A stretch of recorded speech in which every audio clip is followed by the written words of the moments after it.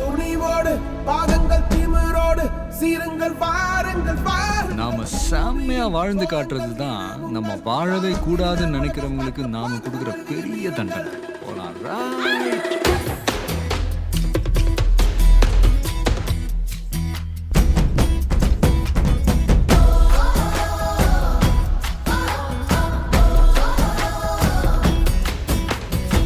சிங்கப்பெண்ணே சிங்கப்பெண்ணே ஆணினமே உன்னை வணங்குமே.